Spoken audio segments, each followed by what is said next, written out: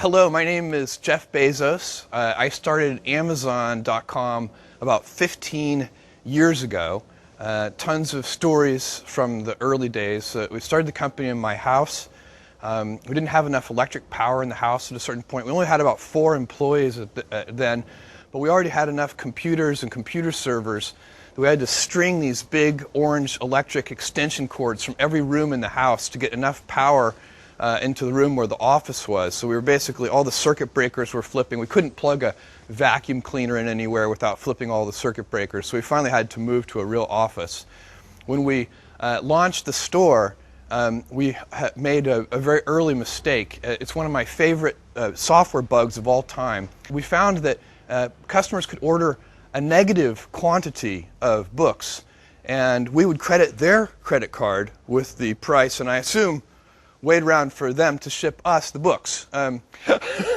We fixed that one. It's fixed. And we've made a bunch of other mistakes over time, but we've learned a lot. My whole body is covered in scar tissue.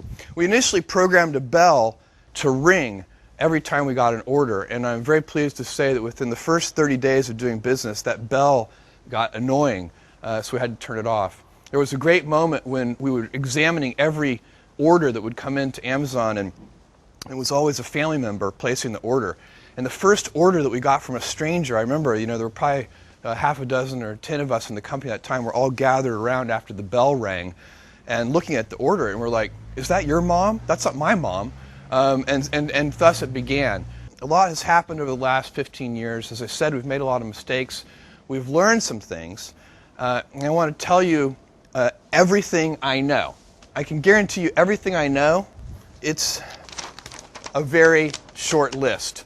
This won't take long, and it's complete too. All right. Well, the first thing I know is that you need to obsess over customers. I can tell you that we have been doing this from the very beginning, and it's the only reason that Amazon.com exists today in any form. We've always put customers first. When given the choice of obsessing over competitors or obsessing over customers, we always obsess over customers. We pay attention to what our competitors do, but it's not where we put our energy. It's not where we get our motivation from. We really like to start with customers and work backwards.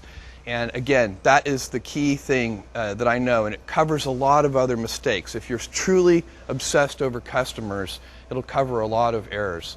The second thing I know is invent. It's really important to invent. Anytime we have a problem, we never accept either or thinking.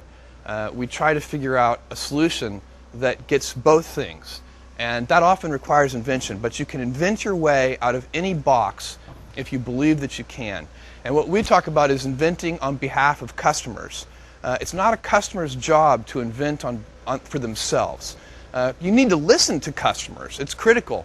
If you don't listen to customers, you will go astray.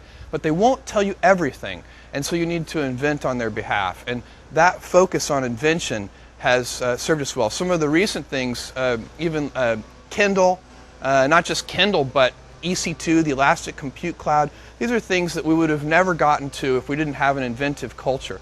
But also, those are kind of large grain things, but there are small things too. And then, think long term. This is really critical. Any company that wants to focus on customers and put customers first, any company that wants to invent on behalf of customers has to be willing to think long term. And it's actually much rarer than you might think.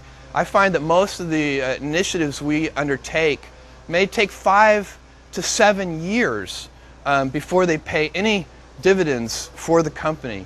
They may start paying dividends for customers right away, but they often take a long time to pan out for shareholders in the company.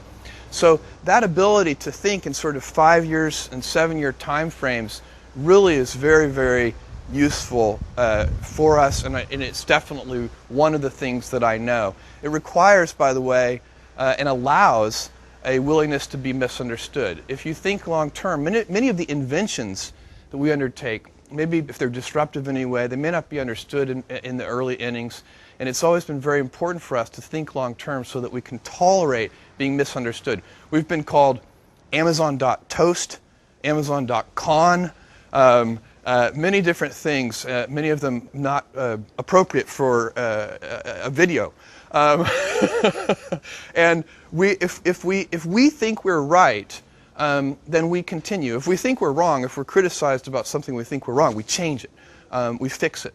So it's important to really think about those things, but never to buckle to sort of standard kinds of pressures that come on that really force short-term thinking. And it's a huge competitive advantage to be able to think long-term, and you get to serve customers much better. All right.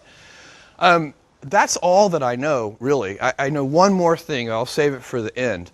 But I want to, this is a very exciting day. Zappos is a company that I have long admired, and for a very important reason. Zappos has a customer obsession which is so easy for me to admire. It is the starting point for Zappos. It is the place where Zappos begins and ends.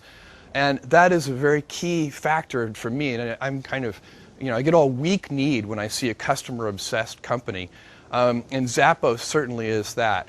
Zappos also has a totally unique culture. It's unique. I've seen a lot of companies, and I have never seen a company with a culture like Zappos's. And I think that that kind of unique culture is a very significant asset, and I'm super excited about that.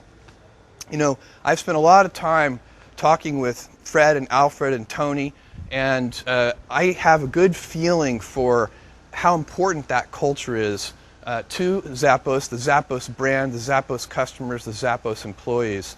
And that culture and the Zappos brand are huge assets that I value very much, and I want to see those things continue. And you're in such great hands with Fred, Alfred, and Tony. That's a really big deal. I've seen a lot of leaders of companies too, and I haven't seen people better than those three. There's a lot of growth ahead of us with Zappos. This really is the beginning. I'm just totally excited about what can be accomplished over time. My belief is we haven't seen anything yet, as much as Zappos has accomplished already, and it's a lot. With that unique culture and that great Zappos brand and those terrific leaders, I know that it's just the very beginning. And that brings me to my final thing that I know. It's always day one. There's always more invention in the future, always more customer innovation, new ways to obsess over customers. I'm super excited about Zappos. Thank you.